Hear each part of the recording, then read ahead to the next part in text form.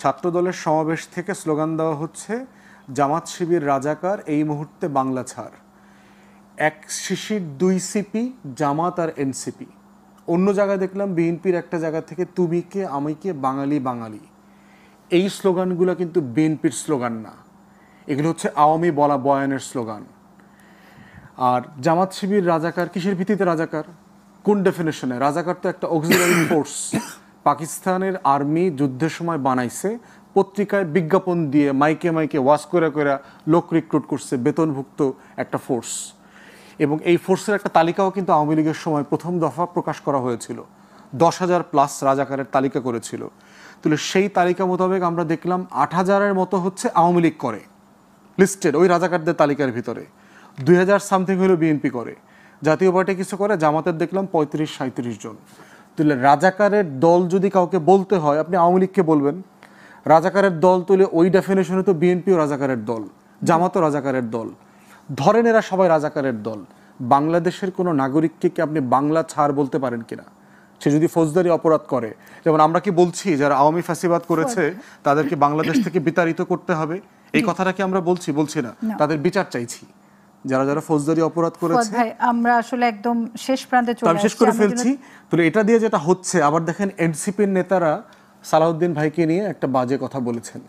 তাহলে দেখেন যে একজন, আবার বিএনপির একজন নেতা চরমনায়কে বলছে চরের দল, আবার সেই দলের আরেকজন নেতা বলতেছে যে টাকা তোলে পল্টনে, ভাগ যায় লন্ডনে। তাহলে দেখেন কিভাবে পরিকল্পিতভাবে পরিবেশ তৈরি করা হচ্ছে গণ অভ্যুত্থানের পক্ষের শক্তিগুলোকে বিভাজিত করবার জন্য। যারা চায় না গণ অভ্যুত্থানের পক্ষের শক্তিগুলো একত্রিত থাকুক, পার্টিকুলারলি তারেক রহমানের সাথে প্রফেসর ইউনূসের মিটিংটা যারা চায় নাই। আপনি কি এটা সমর্থন করেন যে জামাতের প্রতি অন্তর্বর্তী সরকারের দুর্বলতা আছে? না, করি না। কারণ হচ্ছে বাংলাদেশের সরকার গঠিত হওয়ার আগে বিএনপির একজন নেতাকে রাষ্ট্রের অ্যাটর্নি জেনারেল করা হয়েছে। আমরা কি সমালোচনা করেছি? চিফ ইলেকশন কমিশনার কার রিকমেন্ডেশনে হয়েছে? বিএনপি রিকমেন্ডেশনে হয়েছে। বাংলাদেশে বহু অ্যাপয়েন্টমেন্ট বিএনপি রিকমেন্ডেশনে হয়েছে। এটা কোনো সমস্যা না? সমস্যা না, কারণ অ্যাটর্নি জেনারেল যাকে করা হয়েছে সেই লোকটা যদি যোগ্য হয় এবং সেই লোকটাকে যেহেতু আমি চিনি, যোগ্য মানুষ, আমার কোনো সমস্যা নাই। প্রশ্ন হচ্ছে বড় দল, তার রিকমেন্ডেশন বেশি হবে, তার ইনফ্লুয়েন্স বেশি হবে, সেটা বিষয়।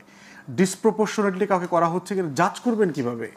আমাদেরকে দেখতে হবে যে একটা মানুষকে কোথাও অ্যাপয়েন্ট করা হচ্ছে সেখানে নীতিমালা মানা হচ্ছে কিনা। রাষ্ট্রের নীতিমালা যেখানে মানা হচ্ছে না সেই জায়গাটাতে আমরা অবজেকশন করব। কিন্তু নীতিমালা যেখানে মানা হচ্ছে, ধরেন যে জুডিশিয়াল অ্যাপয়েন্টমেন্ট হবে কয়দিন পরে, হয়তো দেখা যাবে যে বিএনপির ব্যাকগ্রাউন্ড থেকে জাজ বেশি হবে। যদি যোগ্য লোক জাজ হয় আমাদের কোনো আপত্তি নাই, বেস্ট অ্যান্ড ব্রাইটেস্ট। বিএনপির ব্যাকগ্রাউন্ড থেকে যদি সবচেয়ে মেধাবী ছেলেটা বারের থেকে গিয়ে ওখানে জাজ হয়, আমার কোনো আপত্তি নাই।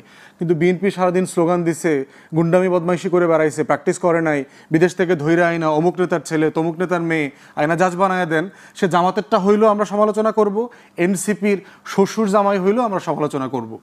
রাষ্ট্রকে দেখতে হবে রাষ্ট্র নীতিমালা মোতাবেক চলে কিনা।